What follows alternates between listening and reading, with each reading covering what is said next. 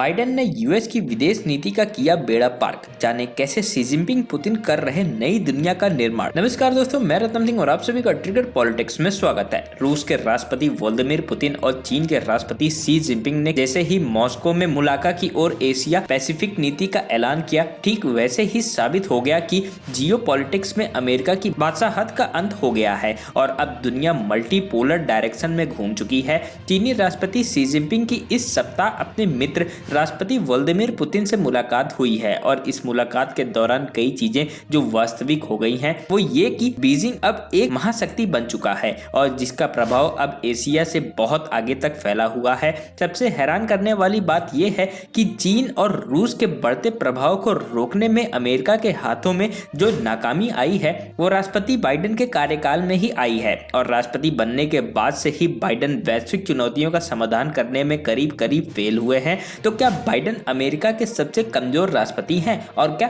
अब अमेरिका को मान लेनी चाहिए कि दुनिया में अब सिर्फ उसका ही सिक्का नहीं चलने वाला है। शी जिनपिंग की रूस यात्रा के दौरान चीन और रूस की तरफ से अमेरिका को एक दुश्मन के तौर पर देखा गया है और दोनों की बढ़ती दोस्ती के हर कदम पर वॉशिंगटन एशिया पर खड़ा नजर आया है। इस पूरे यात्रा के दौरान अमेरिका सिर्फ चीन को कोसने में लगा रहा, जैसे यूक्रेन में शांति दूत बनना सिर्फ एक बहाना है। पुतिन को राजनयिक कवर दे रहे थे शी जिनपिंग, लेकिन अमेरिका इससे ज्यादा कुछ नहीं कर पाया। अमेरिका शी जिनपिंग को इस बात के लिए जिम्मेदार ठहराने से नाकाम रहा कि वो भला उस व्यक्ति से कैसे मिल सकते हैं जिसे अभी भी अंतरराष्ट्रीय कोर्ट ने क्रिमिनल ठहराया है। हालांकि अभी भी पुख्ता तौर पर यह नहीं कहा जा सकता है कि क्या वास्तव में रूस और चीन ने अमेरिका विरोधी मोर्च बना लिया है और क्या इससे अमेरिका को डरना चाहिए। लेकिन एक बात तो तय हो गई है कि संयुक्त राज्य अमेरिका के हाथों में अब स्पष्ट रूप से एक गंभीर विदेश नीति की चुनौती है। अमेरिका का एक बार फिर से शीत युद्ध फंस सकता है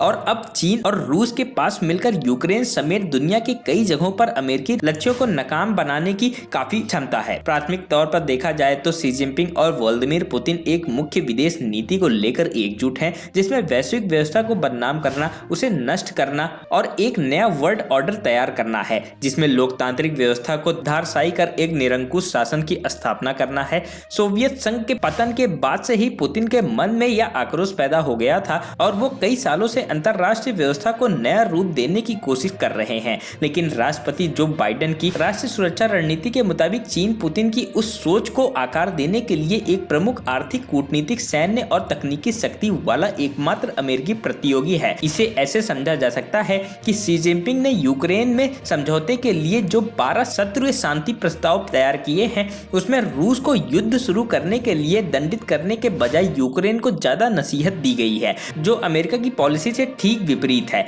वहीं रूस ने साफ कर दिया है कि यूक्रेन राष्ट्रपति ने जो शांति योजना तैयार की थी उस पर रूस और चीन के राष्ट्रपतियों के बीच बात तक नहीं हुई। भले ही अभी तक चीन इस बात को खारिज कर रहा है कि वो रूस को घातक हथियार मुहैया नहीं करा रहा है, लेकिन मॉस्को के साथ बीजिंग के बढ़ते आर्थिक और व्यापारिक संबंधों से पुतिन को यूक्रेन युद्ध को लंबे समय तक जारी रखने में भारी मदद मिल रही है। भीषण संघर्ष न केवल यूक्रेन की सैन्य जनशक्ति को सुखा सकता है बल्कि यह अमेरिका और उसके सहयोगी राज्यों की इस क्षमता को भी खत्म कर सकता है कि वो आखिर कब तक यूक्रेन की मदद कर सकता है। वहीं अगर अमेरिका आगे भी यूक्रेन को गोला बारूद भेजना जारी रखता है तो फिर अब खुद उसका हथियार भंडार खाली होगा और ये स्थिति चीन से ज्यादा किसी के लिए मुफीद हो सकती है, क्योंकि ताइवान के लिए फिर अमेरिका के पास कुछ नहीं बचेगा। लिहाजा चीन यही चाहेगा कि अमेरिका यूक्रेन में हथियारों की सप्लाई करना जारी रखे। 1970 के दशक में जब चीन काफी कमजोर था और आर्थिक सुधार शुरू नहीं हुए थे, उस वक्त अमेरिका ने ही चीन के लिए आर्थिक सुधार के दरवाजे खोले थे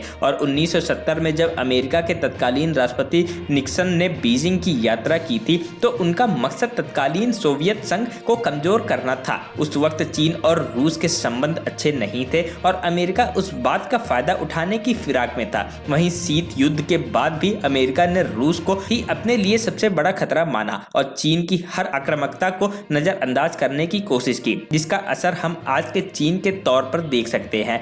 अमेरिकी शीत युद्ध नीति के सबसे प्रसिद्ध वास्तुकारों में से एक राजनयिक जॉर्ज केन ने अपनी मृत्यु से पहले चेतावनी दी थी कि पूर्व यूरोप में पूर्व वार्षिक संधि राज्यों में नाटो का विस्तार रूस को बीजिंग की बाहों में धकेल सकता है। बावजूद अमेरिका ने अपनी उसी पुरानी विदेश नीति को आगे बढ़ाया। 2021 में अमेरिका की अफगानिस्तान में की गई ऐतिहासिक गलती को इतिहास में दर्ज होगा जब बाइडेन प्रशासन ने बिना सोचे समझे अपनी सेना को काबुल से वापस बुला लिया, जिसका खामियाजा पूरे एशिया को भुगतना पड़ रहा है। अफगानिस्तान अब एक अस्थिर देश बन चुका है जहां आतंकी संगठन ISIS ने फिर से फुफकारना शुरू कर दिया है और उसकी क्षमता अब इतनी बढ़ने लगी है कि अगले 6 महीने में वो अमेरिका और यूरोपीय देशों पर हमला कर सकता है। वहीं अफगानिस्तान में जिस तरह से अमेरिका ने भारत को छोड़ा, उसे भी भारत कभी भूल नहीं सकता है। भले भारत को भी अमेरिका की जरूरत क्यों ना हो, लेकिन इतना तो तय है कि भारतीयों की नजर में अमेरिका एक विश्वसनीय पार्टनर की छवि नहीं बन सकता है,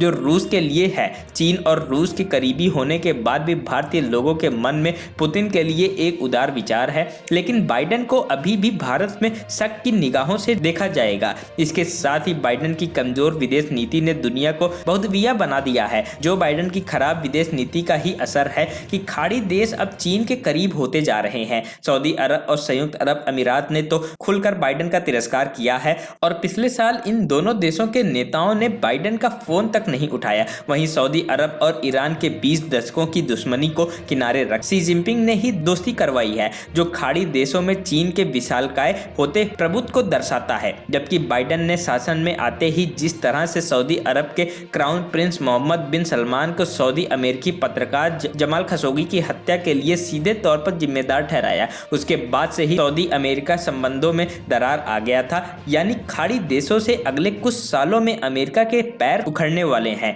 जिसकी नींव बाइडेन ने ही रखी है। वहीं भारत के साथ क्वाड में होने के बाद भी बाइडेन प्रशासन ने ऑस्ट्रेलिया और ब्रिटेन के साथ AUKUS सैन्य समझौता किया है, जो बाइडेन प्रशासन के प्रति भारत के शक का विस्तार करता है। और अगर अमेरिका अपनी इन गलतियों में सुधार नहीं करता है तो आने वाले वक्त में दुनिया कई ध्रुवों में बढ़ जाएगी और राष्ट्रपति बाइडेन का कार्यकाल अमेरिका के सबसे कमजोर राष्ट्रपति के तौर पर याद किया जाएगा, जिसके हाथों से दुनिया की कमान छूट चुकी थी। Bureau report, trigger politics.